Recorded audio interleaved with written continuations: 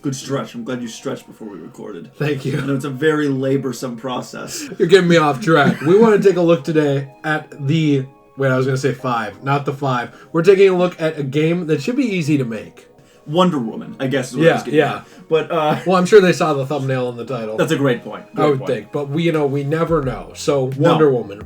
How would this game be easy to make? It's easy to say anything's easy to make till you have to do it. But as far as, like, the tools and templates available for Wonder Woman, there's a lot of templates out there I think you could follow without necessarily ripping anything off or making a clone of something. Yeah, I think so too. So like we talked about, and you mentioned it before we started too, was like the idea of combat being similar to like a God of War style in a way. And I would say maybe you could say like the newer one, but like God of War 3 came to mind a little bit, where it was like using like the length of like her lasso and using that, I guess, in combat and like having those different gadgets with like the wrist. And then as far as like flow, going with that, you can use like the Arkham style or even like the Marvel Spider-Man style. And not saying you have to like rip that off and like use it exactly. Yeah, you don't want the exact same thing. No, you want to have some unique things to your game, but also using that rhythm and flow, I think, works well with her character because she is a very like punch, kick character, not necessarily. And then obviously with the occasional gadget use, but not really, kind of. So, I mean, there are, like you said, a lot of templates there that I think would be easy to use and just kind of bring into a Wonder Woman game and then kind of make it unique with that character. Yeah, I think you could really make it unique through the world. Obviously, you have, Themyscira. I'm not sure how you do this, but usually Wonder Woman would leave Themyscira for like large periods of time at a time, versus going back there. But she does travel back to Themyscira, like in, the comics, in other media. So like if you did have like some sort of base, I don't know if you wanted her to like travel back to, whether you have that just be like the hub world, like for loading, like what they do with like the Batcave, I guess, in Arkham Origins, something like that, but more interactive. You could even put things like training there, because the Amazon people are always training. Right. All the time. Like whether it's, strength, speed, endurance, like everything. So you could definitely have like a hub world like that with Themyscira, where you have activities and stuff to do on there. But the core game takes place, obviously, I would say in America, or like wherever it is you want Wonder Woman to be.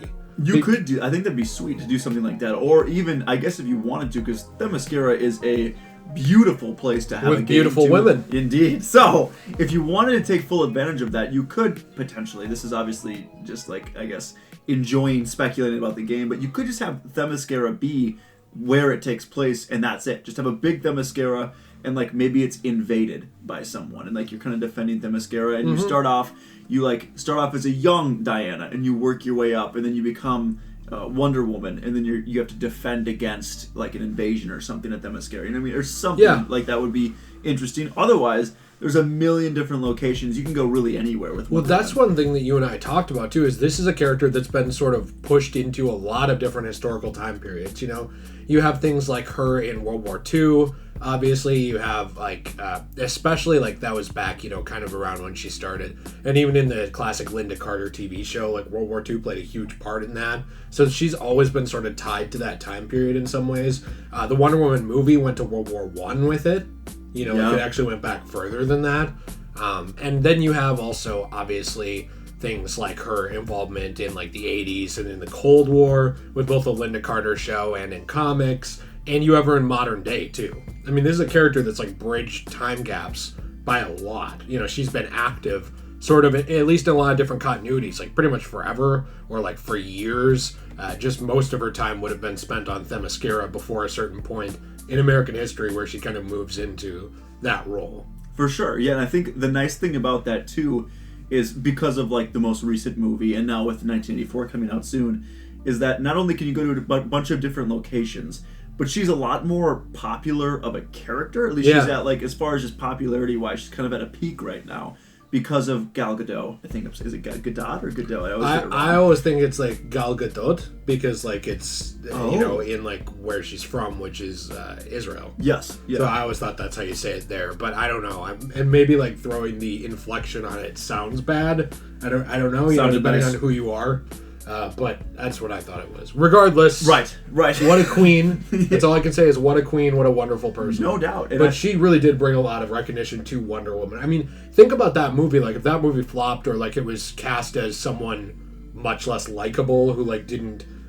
I don't want to say carry the movie, because it does have a solid script, but, like, she's the heart of that movie. Oh, yeah. Like, she just really, like, has it on her back. Like, the script and, like, the soul of the movie. That really did help Wonder Woman get more recognition as a character, because a lot of us that like watch, even people who watch videos like this, it's like they are either fans of comics or even if not that, they've watched, you know, like Justice League or Justice League Unlimited or seen the movie, and it's like, oh, I know who it is. Right. But you have to remember, like, the mass market of people is not stupid, but like they're not informed on everything in like every aspect of like superhero culture or whatever you want to say. Right. Versus like, you know, the local comic book guy where you're reading these characters and seeing them. You have to have that recognition. I think we're at that point. I would agree, which is a great place to be with that character. And that's something that we talked about with the Aquaman video too, I think, a little bit, where like Jason Momoa brought Aquaman to being a little bit less of a joke. You know what I mean? And Wonder Woman is just Gal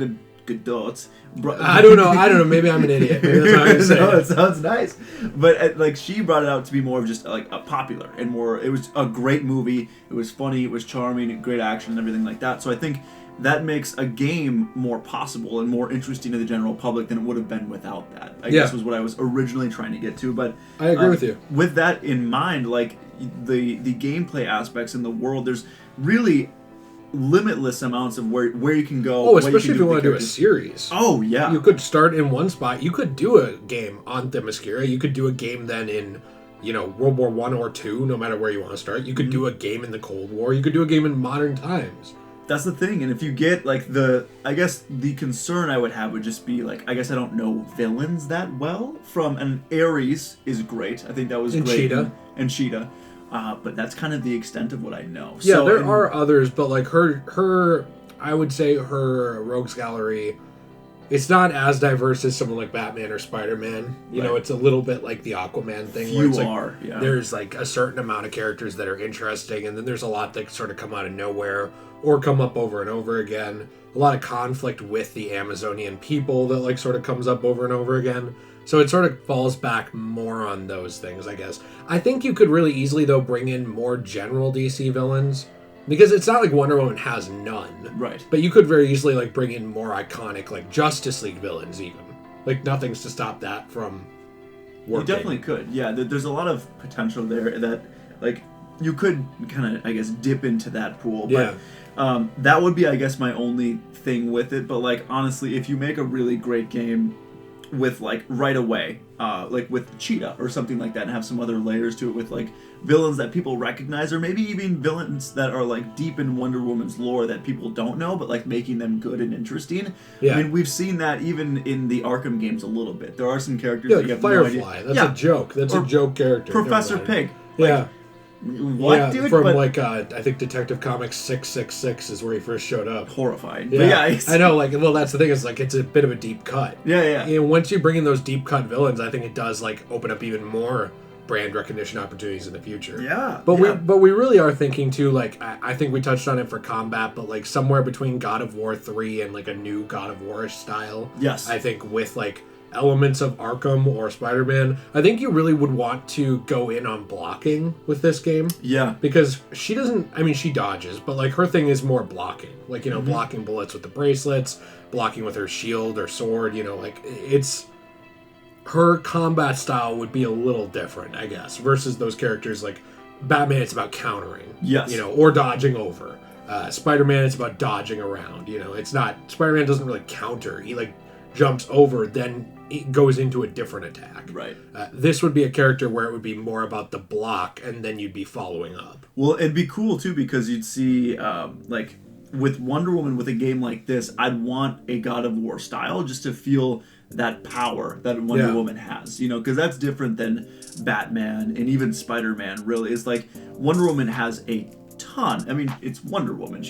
I would want to feel like that vibration on the controller when I hit someone, I guess, that like, oh, this was a ginormous punch from, you know what I mean? Yeah, and one thing I love about Wonder Woman actually is that she is in a bit of a sweet spot between certain other characters. Like, so you have Superman, it's like he's always OP. Like, I love him, but like he's Superman, you know? Right. And it is hard to do something with that in a lot of ways because you don't want to take it only to outer space where it's like Superman doesn't spend most of his time in outer space. Like, people have said that about a game. Just put him in outer space. You could, but like Superman spends most of his time on Earth. That's what makes him Superman, is like his place here.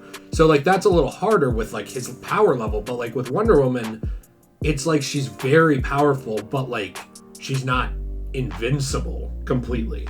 So like you have like elements of vulnerability still there while you're able to like make the player feel that power. And then you really tie it back into like the pantheon of gods that ties into Wonder Woman, and you really can tie in those power elements too to the character. Oh yeah, and that's what I mean, is that you can really dive deep into this, and there is a lot with the character, as far as like the lore, as far as like you said, the gods and stuff like that.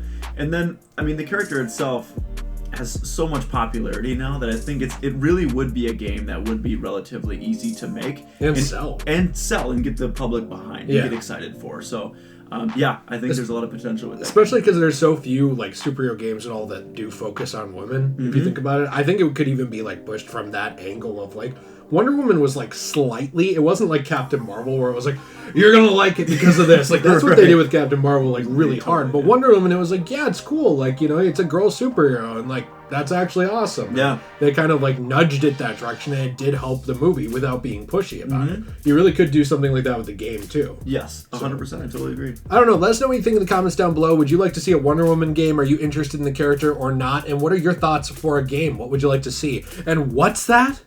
You don't follow me on Instagram? Do you not like waifus? Do you not like dank memes? Come on, dude. It's time to join the 21st century and follow Degenerate J on Instagram, and also check out the Discord. That would be great. I'll see you on my Twitter too. Okay, have a great day. Bye.